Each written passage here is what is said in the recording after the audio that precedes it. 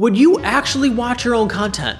Like when you hit post on Instagram, are you excited about it? Are you happy about it? Are you like, oh my gosh, I can't wait for someone to watch this. Like this is gonna be so helpful. Like this is gonna change someone's life. Or are you just posting it because you're just trying to get it done? Just like you do every fucking thing else in your life. Am I in center? Is that centered? There's a massive problem happening right now on Instagram.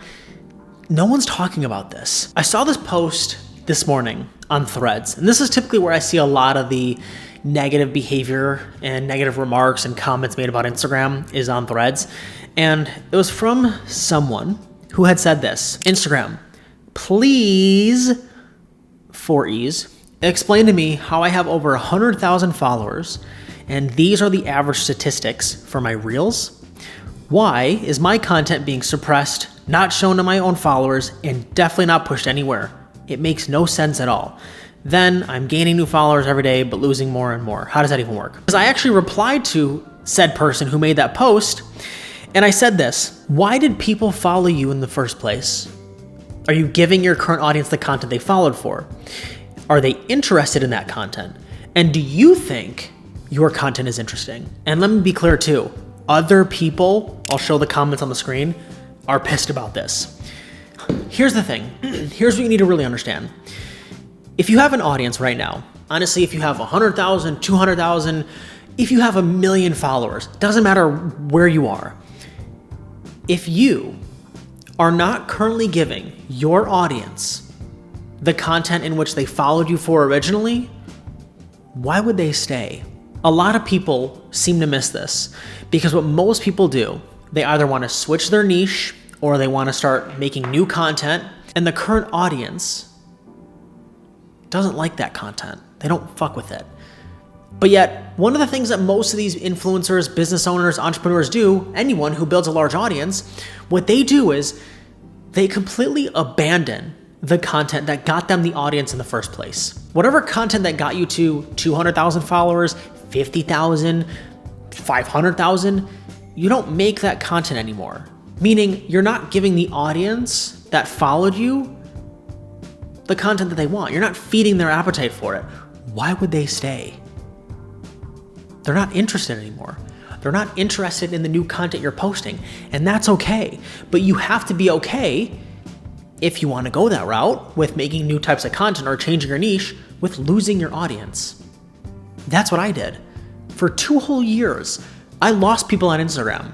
I didn't gain a single follower because after my time working for people that I had worked for in the past, I had gained my audience through them. It's okay to lose people. Just knowing that you're going to go a different direction and knowing that you're going to drop off and probably lose people for a period of time, that's okay. You just have to be willing to go through that. Again, that's if you want to go that route. Most people don't. And the one thing that I do not tolerate is when you want to complain about it. You have no room to be complaining. No room at all.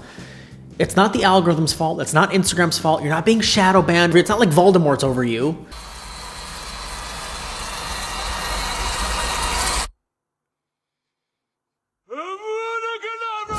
Right? Let me make this abundantly clear to you. The way Instagram works, these are all different props. This is a chapstick, this is my tool that I use for my camera stuff, and this is a bottle of lotion. I always take lotion from hotels. I don't know if anyone else does that. I always take lotion from hotels. The algorithm, when you post your content, it will show it to your audience. If your audience doesn't fuck with it, it's not gonna show it to other people. It's gonna stay here. Now, if your audience is interested in your content, well, it's gonna show it to a wider audience. And if that audience likes your content, it's gonna show it to wider audience. And if that audience likes your content, it's gonna show it to wider and wider and wider. Pink Himalayan salt lamp. I think you get the point. It wants you to grow. But what you're doing and what you're missing is you're not giving the audience that followed you the appetite of the content that they want. Again, why would they stay? If you can objectively look at your content and say, I'm making interesting stuff, my audience they like it, and I think it's good, and this is helpful, there's a payoff, it's a good hook, it's solid, really good content, great. Otherwise, you have zero room to complain, especially if you are a larger account, because no one's talking about this. No one wants to. Everyone wants to complain on Threads, Twitter, that Instagram is terrible. They want you to pay for ads. No, they don't. No one's shoving it down. No one's forcing you. Stop. Stop with this narrative. And look at yourself and look at your content. Why did people follow you in the first place? What content did they follow you from in the first place? Check that. And if you're going so far the other direction, it's like going north or south. Growing your audience is like you going north, and now you're completely going south. You're going the other direction. Why would people follow you? They didn't follow for that. You can't blame them. It's not their fault. So look at your content and ask yourself, well, am I giving them what they followed for? Or did I go a completely different direction?